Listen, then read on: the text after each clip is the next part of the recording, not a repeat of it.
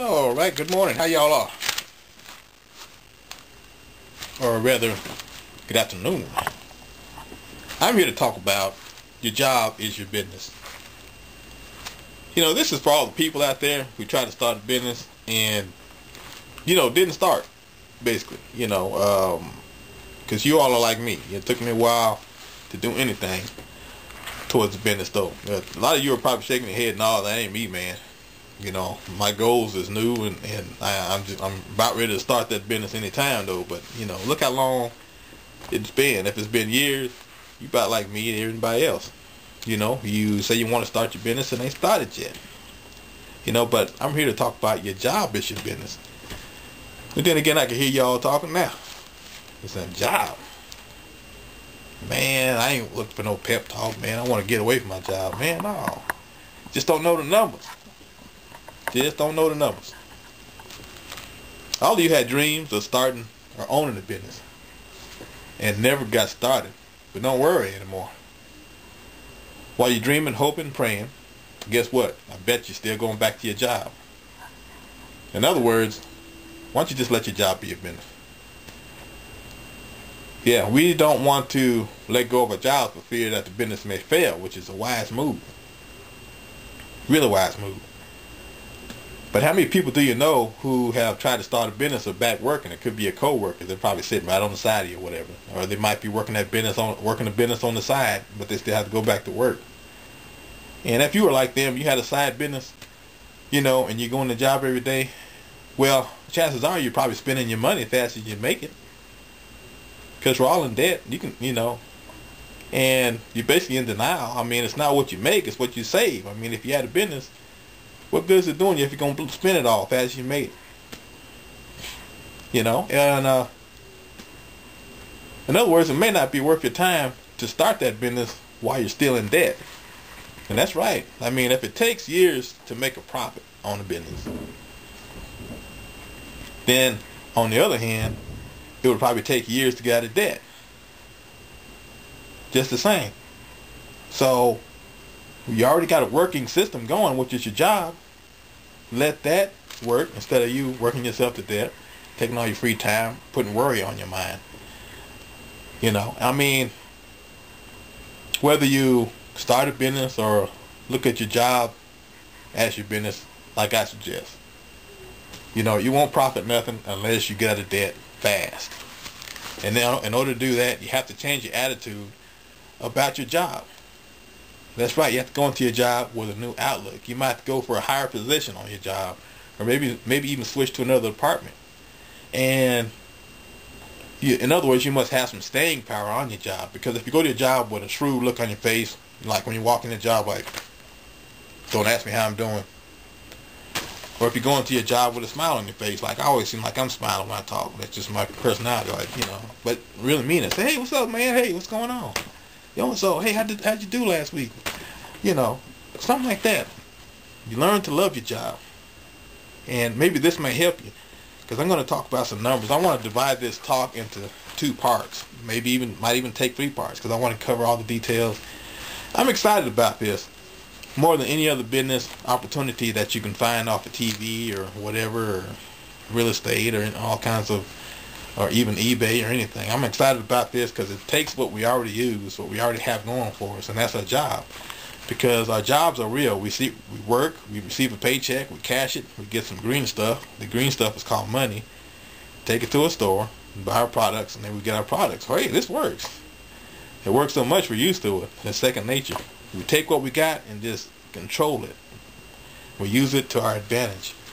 And one way to start is by having a different outlook on your job, because if you have that shrewd look on your face when you go into your job, your supervisor's going to pick it up, your employer's going to pick it up.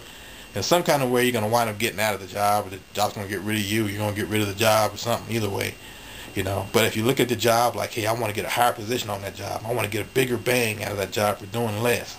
How can I do that? How can I move up to a supervisory slot? Make yourself recession proof if you can, and if you must, quit and go get another job, though. But anyway, of course, if you lost your job, guess what? You're gonna have to get another job anyway, before your dying day, so, but anyway, That's what you should do, because you want to get out of debt in as little as 5 to 7 years. And yes, that's right, I mean it. 5 to 7 years, that's what experts say. You're basically economists, I don't know what you call them. Dave Ramsey, John Commuter. That stuff works. Man, I tell you, it works. Don't procrastinate and say they're making money off this course or other books. You know, there's one book I really like. It's called The Total Money Makeover by Dave Ramsey. You know, of course, you have to have time to read it. And if you don't have time to read it, chances are you ain't got time for nothing else but going to work.